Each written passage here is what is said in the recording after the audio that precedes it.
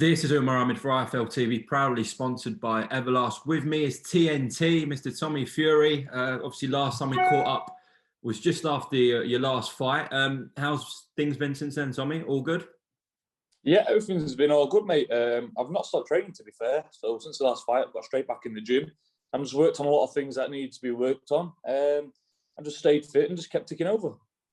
Well, it's a bit of a shame that you couldn't get over to Vegas where Tyson and Billy Joe are. Josh Taylor's over there now. Seems like a good buzz there. You must be a little bit gutted about that, Tommy. Yeah, 100%. It just wasn't meant to be. But, things in life happen, don't they? That was a dream. I always asked him to go over there and train, around all them gyms. But, at the end of the day, what can you do? You can either go or you either can't go. And that was how it was. So, I went straight back home, straight back in the gym. There's nothing you can do. You get back and you get on with it. That's part of life. Well, at least you're plugging away here. Have Frank, their team, has your team kind of said anything about a potential date about when you could be out next, Tommy? I've not heard anything yet, but as I say, it can be whenever. It can be tomorrow because I'm ready. I'm always in that fight shape. I'm always ready to go. So hopefully we'll hear something soon. Well, Tommy, let's talk about why we're doing this interview. It's a bizarre world, the boxing world sometimes, and it could get a little bit more bizarre with you and Jake Paul. But let's have it right. If you and Jake Paul get in a ring, it's a monstrous fight, isn't it? It's a monstrous fight, but, I've woke up this morning to him doing an interview with somebody, I can't remember who he's doing an interview with, and he was saying stuff about, 50-50 split, get out of here with that. How no one's ever watched my fights or heard of me before he started talking about me, all those sorts of things. So I've just come in here to say that, what he's saying is complete nonsense, because I've looked on DAZN, I've looked on, Sky Sports. His fights haven't even had the numbers that my fights have had. My first fight back after coming out of that show was 3.3 million. My second fight had 2.6 million. My first fight had 1.4 million. And no one have even compared me to Jake Paul then. Jake Paul wasn't even in this scenario. I've looked on DAZN and all them platform channels. His fights haven't even done as many numbers as me. So I don't know where he's getting that from. But I do, because Jake Paul is just a shithouse. He won't ever fight me because he hasn't got a pair of balls, and that's just it. I've come to the conclusion of that now. So, you can't force someone to fight. If they don't want to fight you, they ain't going to fight you. And that's just, it's plain and simple with him. He hasn't got the minerals to get in the ring with somebody who can even half test him. That's why you'll continue to see him jump in the ring with all these MMA fighters, all these people that can't fight, because he's in it for publicity, to get a bit more coin, and that's it. So let him crack on. But, it's even bad to compare his name in a fighting sense with my name, because in a ring, I'd rip him to pieces. And if I ever do see him, any events, if I even see him on the street, I'm going to stick it on him, because he's one of them people that's, he's fake. He's just fake. He goes on about he's a boxer this, he's a boxer that. He's not a boxer at all. He's never even, he's not even a fighting man at all. Top amateur beating. But he's in it for publicity. And the things that he was saying before in that interview are just, they're absurd. Before he even was mentioned with me, my fights were doing millions of views anyway on BT Sport, as we all know. So I don't know where he's getting that from anyway. So, yeah. Okay, Tommy, I know where you're referring to these comments from, so I'll read the quote. It's on ESPN. He said, yes, his promoter, some old guy, he was referring to Frank Warren, the interview I did with him, was like, send the contract 50-50. He then says, get out of here with that. This guy only has articles written about him because of me. 50-50, take it somewhere else. Yeah. Well, it's just plain and simple, isn't it? I'm not bothered about a 50-50 split. You can, sorry, mate, I've got someone beeping in. It's all right. There you go. I'm not bothered about, whatever.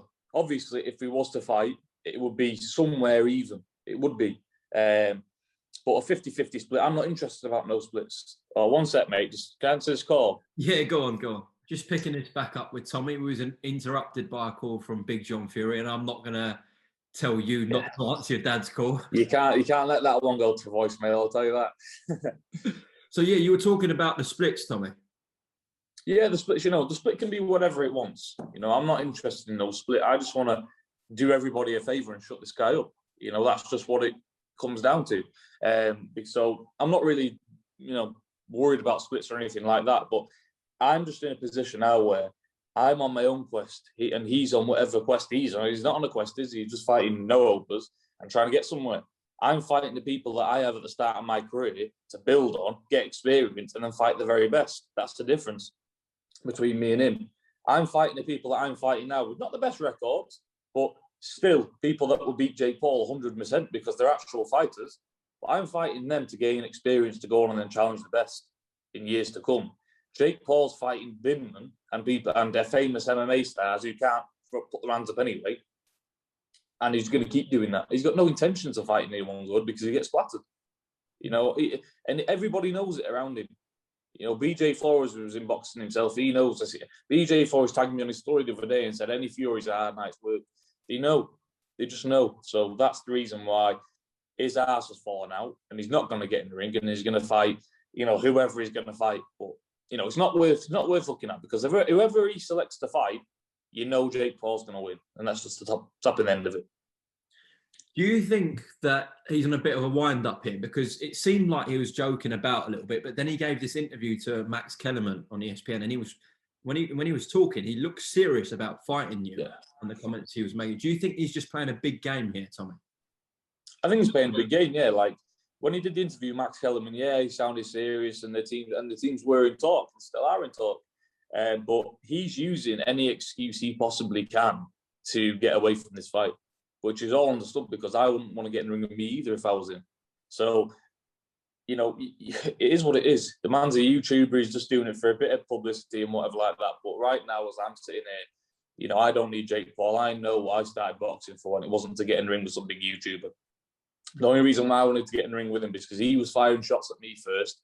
Everybody hates him. So, it's just going one way if it happens. But I don't know whether it's going to happen because he is what he is. He's a shithouse, and that is the top and the end of it. Like, you can't say him otherwise because if the only reason he's not taking this fight is because he's scared to fight, and that's it. He's coming out with all these false things about numbers and pay-per-views and all that.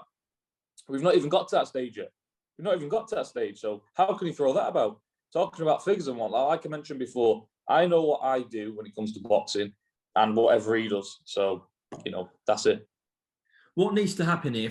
If they get a contract over to you and Frank, I'm sure this will be a done deal pretty quickly, your end, right? I said that in my last interview. I said if they send me a contract over today, it will be signed and delivered back to him tomorrow.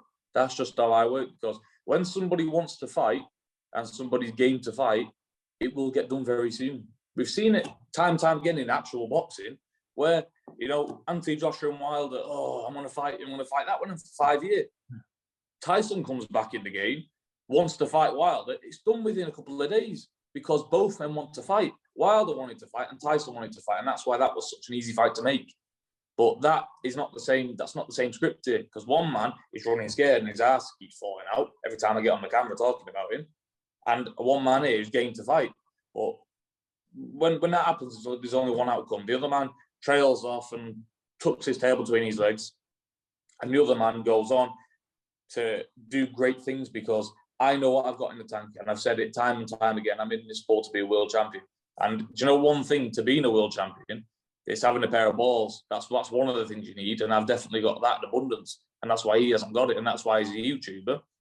That doesn't require a pair of balls, and that's why he's going to keep fighting MMA fighters who can't fight, because he's a shithouse and he doesn't want to fight anybody who can give him a test. No one. And I'm saying that now. He will never fight somebody who gives him a test now or in the future when he's had 40 boxing matches, because he just hasn't got a pair of nuts.